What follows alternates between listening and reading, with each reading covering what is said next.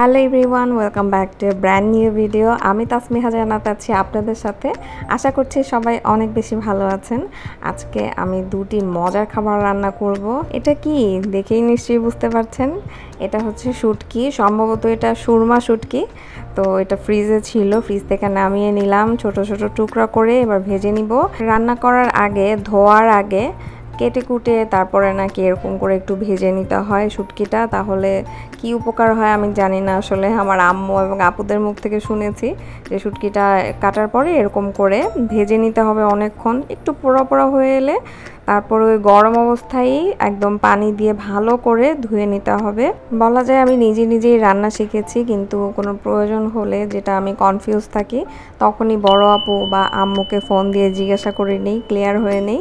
আর এখন শুটকিটা রান্না করে নিব। প্রথমে এই পেঁয়াজটাকে ভেজে নিব, একটু ব্রাউন কালার হওয়া পর্যন্ত অপেক্ষা করব। পেঁয়াজটা হয়ে এলে মশলা দিয়ে দেওয়ার পালা। প্রথমে লবণ দিয়ে দিলাম, গুঁড়া হলুদ, গুঁড়া মরিচ দিয়ে দিব, একটু আদা রসুন দিয়ে দিব। রসুনটা শুনেছি একটু বেশিই দিতে হয়, তাই আমিও একটু রসুনটা বেশি করেই দিলাম। আর তারপরে আমি একটু জিরার গুঁড়াও দিয়ে দিয়েছিলাম সাথে। আমার মনে হয় যে কোনো ভাজি বা তরকারিতে জিরার গুঁড়াটা একটু পরিমাণে দিয়ে দিলে না খুব সুন্দর একটা গ্রান আসে, আর খেতেও ভালো লাগে। তারপরে দিয়ে দিলাম টমেটো। আর আমি যে কোনো তরকারিতে টমেটো দিতে খুব পছন্দ করি। আমার মনে হয় যে টমেটোটা দিলে যে কোনো তরকারির একটা এক্সট্রা ফ্লেভার যদি থাকে অন্যরকম, তাহলে সেটা আর আসে না। এরপরে মশলাটা কষানো হয়ে গেলে আমি দিয়ে দিলাম শুটকিগুলোকে, ভালো করে ধুয়ে নিয়েছিলাম। আর শুটকিগুলোকেও এখন ভালো করে কষিয়ে নিতে হবে, নেড়ে চেড়ে ঢেকে কিছুক্ষণ আমি শুটকিটাকে কষালাম। শুটকিটা একটু নেড়ে চেড়ে কষিয়ে নিয়ে তারপরে এর মধ্যে পানি দিয়ে দিলাম, তারপরে ঢেকে দিয়ে কিছুক্ষণ এটাকে জাল করে নিব, এই 5 মিনিটের মতো। তারপরে সাজনা দিয়ে দিলাম এর মধ্যে। আর সাজনাটা সিদ্ধ হতে একটু সময় লাগে, তাই আমি একটু আগে ভাগেই সাজনাটাকে দিয়ে দিলাম। সাজনাটা একটু কষিয়ে নিয়ে তারপরে ঢেকে দিব, যাতে একটু সিদ্ধ হয়ে যায় খুব ভালোভাবে। আর এরপরে আমি বেগুন আর আলুটা দিয়ে দিব কিছুক্ষণ পরে। তারপরে বেগুন আলু সিদ্ধ হয়ে গেলেই কিন্তু হয়ে গেল মজার এই শুটকি তরকারি। আর বিয়ের আগে না এই তরকারিগুলো একেবারেই পছন্দ করতাম না, আম্মু বা আপুরা যখন রান্না করতো। যাই হোক, সবজিগুলো কষানো হয়ে গেলে এর মধ্যে পানি দিয়ে দিব, তারপরে একটু ঢেকে দিব। 7-8 মিনিট বা 8 থেকে 10 মিনিটের মতো সময় লাগবে। মোটামুটি একটু মাখা মাখা যখন হয়ে যাবে তরকারিটা, তখনই আমরা নামিয়ে ফেলবো। তো একটু কাঁচামরিচ দিয়ে দিলাম, কাঁচামরিচটার জন্য একটু ফ্লেভার আসবে, খুব সুন্দর একটা গ্রান আসবে।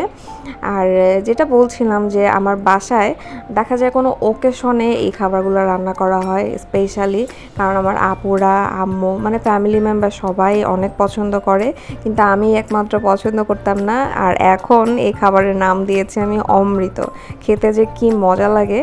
তারপরে এখন আমি চলে এসেছি আমার সেকেন্ড রান্নায়। এটা হচ্ছে পুঁটি মাছ। পুঁটি মাছগুলোকে আমি লবণ আর হলুদ দিয়ে মাখিয়ে নিয়েছি, তারপরে তেলে একটু হালকা ফ্রাই করে নিলাম।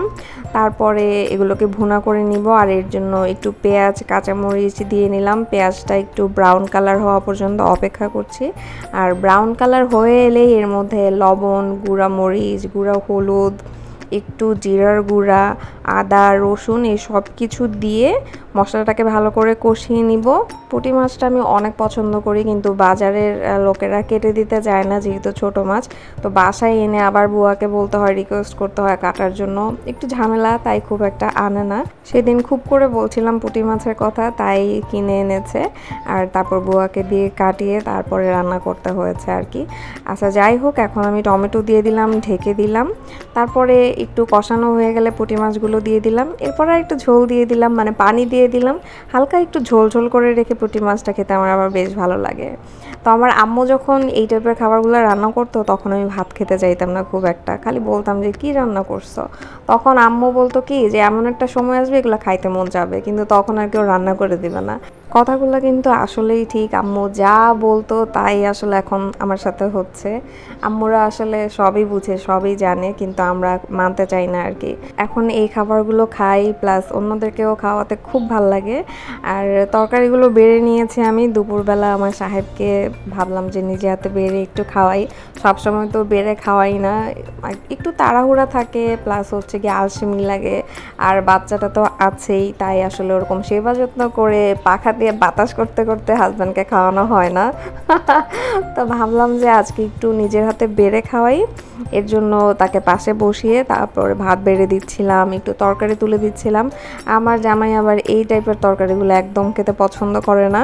যেহেতু আমি রান্না করি প্লাস আমিও খেতে পছন্দ করি, এর জন্য তার তো একটু খেতেই হয়, তাই ফর্মালিটি মেনটেন করার জন্য হলেও সে একটু মুখে দেয় আর কি। তো তাকে আমি জিজ্ঞাসা করছিলাম যে কেমন হয়েছে, তো সে বলতেছে হ্যাঁ হ্যাঁ খুব ভালো হয়েছে। আসলে তার এক্সপ্রেশন দেখেই বুঝতে পারছেন, যেহেতু এই খাবারগুলো খেয়ে ইউজ টু না, অভ্যস্ত না, তাই আসলে এটার স্বাদ বুঝতে পারছিল না সে। যাই হোক, তারপরও বলছিল মজা হয়েছে। তো বউয়ের হাতে রান্না মজা তো বলতেই হবে, আর নাইলে এই যে এরকম করে চিমটি খাইতে হবে। তো বউয়ের হাতে রান্না খারাপ হোক ভালো হোক অবশ্যই প্রশংসা তো করতেই হবে, তাই না? আর একটু একটু প্রশংসা করলে কি আর এমন ক্ষতি হয়ে যায় বলেন তো? জামাইরা শুধু রোবটের মতো খেয়েই যায়, কিন্তু বউয়ের প্রশংসা কখনোই করতে চায় না। এটা আসলে কেন আমি বুঝি না, একঘেয়েমি চলে আসে এর জন্য। কিন্তু বউদেরও তো একঘেয়েমি চলে আসার কথা, এই যে সংসার সামলাতে সামলাতে, বাচ্চা সামলাতে সামলাতে, রান্না বান্না করতে করতে, প্রতিদিন ঘুরে ফিরে এক কাজ করতে করতে একঘেয়েমি চলে আসার কথা না? বউরা তো কোনো কমপ্লেন করছে না, হাসি মুখে সব কাজ করে যাচ্ছে, সব কিছু মেনটেন করে যাচ্ছে। তো জামাইদের কি এমন ক্ষতি হয়ে যায় যে হাসি মুখে একটু প্রশংসা করতে? শুধু আমার কথা বলতেছি না, সব মেয়েদের কথা বলতেছি, কারণ আমি জানি সব মেয়েদের একই অবস্থা। এই যে মজার মজার রান্না করে খাওয়ায়, পেটটা ভরে যে অফিস থেকে এসে খেতে পারেন, এত মজা করে তৃপ্তি নিয়ে খেতে পারেন, বউর জন্য কি একটা ফুল হাতে নিয়ে আসতে পারেন না? একটা ফুল যদি হাতে নিয়ে আসেন, বউর মনটা যে কত বড় হবে জানেন? বউর এই রান্না বান্নাটা করতে যে কতটা ভাল লাগবে জানেন? যাই হোক, দুজন মিলে অনেক দিন পরে গল্প করতে করতে, খুব মজা করতে করতে, হাসাহাসি করতে করতে খেলাম আলহামদুলিল্লাহ।